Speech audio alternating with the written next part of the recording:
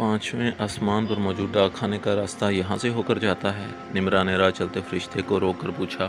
جی ہاں، مگر ڈاک خانہ کچھ ہی منٹوں میں بند ہونے والا ہے۔ فرشتے نے گھڑی دیکھتے ہوئے نمرا کو جواب دیا۔ مگر عموماً ڈاک خانہ تو دوپہر 3 بجے تک کھلا رہتا ہے۔ نمرا فرشتے کے جواب پر ایک دم بولی۔ جی ہاں، مگر معاملات جمعے کے روز کچھ اور ہوتے ہیں محترمہ۔ فرشتہ لمبی سانس بھرتے ہوئے جواباً بولا۔ گھڑی اس وقت 12 بجا رہی تھی اور نمرا بے انتہا کوششوں کے باوجود ابھی تیسرے آسمان تک ہی پہنچی تھی۔ ایسے ہی کچھوے کی چال چلتی رہی تو آج بھی شکایت نامہ پوسٹ نہ ہو پائے گا اور پھر بات کل پر چلی جائے گی۔ نمرا خود سے بات کرتے ہوئے ایک دم منفی میں سر ہلاتے ہوئے بولی۔ نہیں، چاہے جو ہو جائے، شکایت نامہ تو میں آج ہی پوسٹ کروں گی۔ نمرا نے فوراً وقت نہ ضائع کرتے ہوئے اپنے ہیل والے جوتے اتارے اور آؤ دیکھا نہ تاؤ سیدھا دوڑ لگا دی۔ نمرا اتنی تیزی سے بھاگ رہی تھی جیسے ہوا کے گھوڑے پر سوار ہو۔ ہوا کے گھوڑے پر سوار راستے کی زینت بنے کئی واقعات نمرا نظر بند کرتی جا رہی تھی۔ 5ویں آسمان پر موجود ڈاک خانے کے راستے میں کئی باغات پڑتے تھے جو ہر لحاظ سے حسین اور پرسکون تھے۔ ان باغات کو نظر بند کرتے ہوئے کئی بار نمرا کا دل کرتا کہ کہیں رک کر آرام کر لے، مگر ذہن پر سوار شکایت نامے کا خیال اس کا حوصلہ ٹوٹنے نہ دیتا۔ بالآخر نمرا ڈاک خانے کے باہری دروازے سے داخل ہوئی۔ سوالیوں کی لمبی قطار دیکھ کر نمرا حیرت زدہ رہ گئی۔ ہر کوئی اپنا خط پوسٹ کرنے کی امید لیے ڈاک خانے کے بنیادی دفتر کے باہر باری کا انتظار کر رہا تھا۔ نمرا من ہی من میں سوچنے لگی، میں واحد نہیں ہوں جو اللہ کو شکایت نامہ بھیجنے کی نیت سے آئی ہوں۔ میرے علاوہ بہت سے ہیں جو اپنی موت سے خوش نہیں۔ انتظار کرنے والوں کی قطار میں نمرا کا آخری نمبر تھا۔ گھنٹہ انتظار کرنے کے بعد آخر وہ وقت آ ہی گیا جس کا نمرا کو بے صبری سے انتظار تھا۔ جیسے ہی نمرا ڈاک خانے کے بنیادی دفتر میں داخل ہوئی تو اس کی نظر اس فرشتے پر پڑی جو اللہ کے نام لکھے خطوط پوسٹ کرنے کا کام سر انجام دیتا تھا۔ وہ فرشتہ بہت جلدی میں تھا۔ اس نے نمرا کو خوش آمدید کہے بغیر ہی اپنے کاؤنٹر پر بند کا بورڈ لگا دیا۔ دفتر بند ہو گیا ہے، آپ اگلے ہفتے تشریف لے آئیے گا۔ فرشتے نے نمرا سے معذرت کرتے ہوئے کہا، دیکھیں، میں بڑی مشکل سے یہاں پہنچی ہوں آج، اور میرا آج کے آج یہ خط پوسٹ کرنا بہت ضروری ہے۔ نمرا فرشتے سے التجا کرتے ہوئے بولی، محترمہ، جمعہ کا وقت ہے اور میں معمول سے تھوڑا لیٹ ہو گیا ہوں۔ میں اس وقت آپ کی کوئی مدد نہیں کر سکتا۔ فرشتہ تیز لہجے میں بولا، دیکھیں، میں اپنی موت سے خوش نہیں ہوں اور مجھے اپنی شکایت جلد از جلد اللہ تک پہنچانی ہے۔ میرے بہت سے کام زمین پر ادھورے پڑے ہیں جن کا مکمل ہونا بہت ضروری ہے۔ نمرا اپنی بات پر زور دیتے ہوئے فرشتے سے بولی، پلیز مجھے یہ خط پوسٹ کرنے دیں، اللہ آپ کا بھلا کرے۔ نمرا کی پراسرار التجا فرشتہ زیادہ دیر تک ہو نہ کر پایا۔ وہ ایک لمحے کے لیے سوچ میں پڑ گیا۔ محترمہ، فرشتے نے نمرا کو مخاطب کرتے ایک لمبی سانس کھینچی، آپ ایک کام کریں۔ فرشتہ بات مکمل کرتے ہوئے بولا، آپ اس کمرے میں موجود کمپلینٹ باکس میں اپنا خط اس مہر کے ساتھ خود ہی ڈال دیں۔ میں تھوڑا جلدی میں ہوں۔ فرشتہ بات مکمل کرتے ہی وہاں سے چلا گیا۔ اب اس خالی ڈاک خانے میں نمرا اپنے شکایت نامے کے ہمراہ تنہا کھڑی تھی۔ فرشتہ جس جانب اشارہ کیا تھا وہ کمرہ بنیادی آفس کے شمال میں واقع تھا۔ نمرا نے وقت ضائع نہ کرتے ہوئے کمرے کی جانب قدم بڑھائے۔ قدم بڑھاتے ہوئے نمرا کے ہاتھ اپنے کندھے سے لٹکے ہوئے پرس سے شکایت نامہ نکالنے میں مصروف تھے۔ جیسے ہی نمرا اپنے دائیں ہاتھ میں پکڑا شکایت نامہ لے کر کمرے میں داخل ہوئی، اس کی نظر تھوڑی دور پڑے کمپلینٹ باکس پر پڑی جو خالی تھا۔ یہ ڈبہ خالی کیسے ہو سکتا ہے جبکہ باہر لگے سوالیوں کے ہجوم کی میں خود گواہ ہوں؟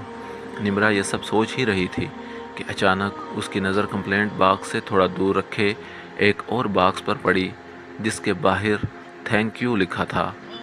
وہ باکس اس قدر بھرا ہوا تھا کہ اس کے اوپر والی سطح پر موجود کچھ خطوط آسانی سے نکالے جا سکتے تھے۔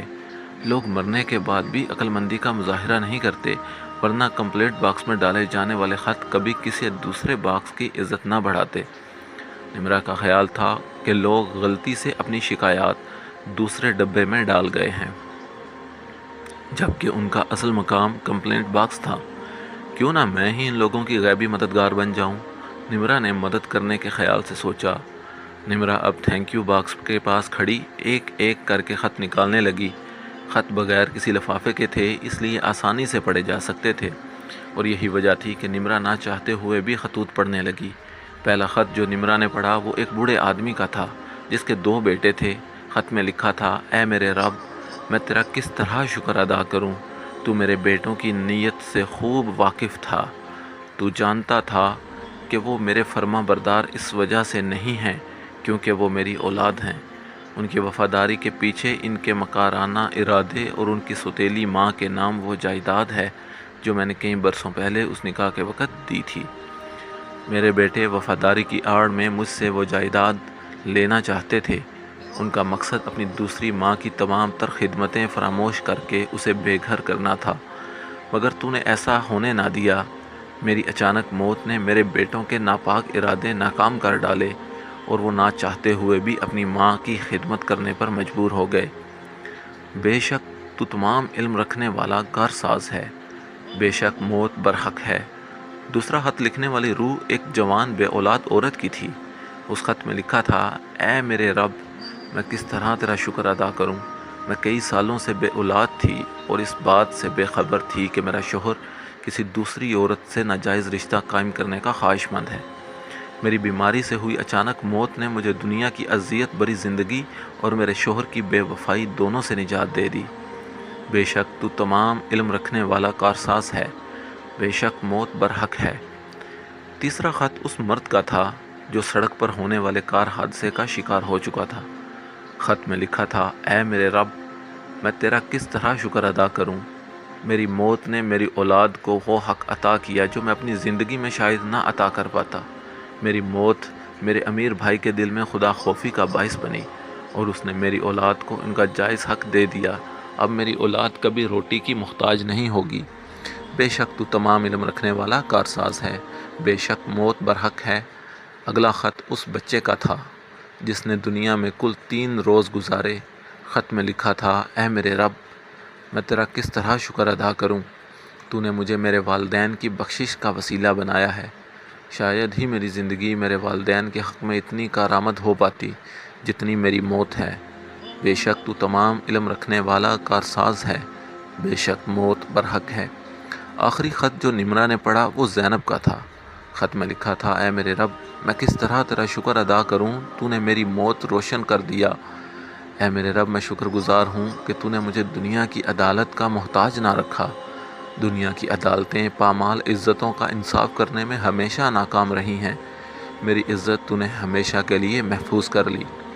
میں شکر گزار ہوں تیری عطا کردہ جنت کی۔ بے شک تو تمام علم رکھنے والا کارساز ہے، بے شک موت برحق ہے۔ جیسے ہی نمرا نے رب کے نام زینب کا خط پڑھا، اسے اپنا وجود اپنے ہاتھ میں موجود شکایت نامہ جیسا چھوٹا محسوس ہونے لگا۔ محترمہ، آپ ابھی تک یہاں ہیں؟ فرشتے کی اچانک آمد پر نمرا پریشان ہو گئی۔ ہاں بس وہ میں جا رہی تھی، نمرا نے گھبرا کر جواب دیا۔ مگر خط تو آپ نے کمپلینٹ باکس میں ڈالا نہیں۔ فرشتے کے سوال پر نمرا نے اپنا خط اپنی ہتھیلی میں زور سے دبا لیا۔ ہاں، وہ مجھے خیال نہیں رہا، میں جلدی میں غلط ہاتھ اٹھا لائی ہوں، پھر کسی دن تشریف لے آؤں گی، نمرا نے جواب دیتے ہوئے کہا۔ اب بس رب کو شکریہ کہہ دیجیے گا۔ خدا حافظ۔ نمرا کے جاتے ہی فرشتے نے ایک بار پھر باکس کو مسکراتے ہوئے دیکھا اور بولا: بے شک رب تمام علم رکھنے والا کارساز ہے، بے شک موت برحق ہے۔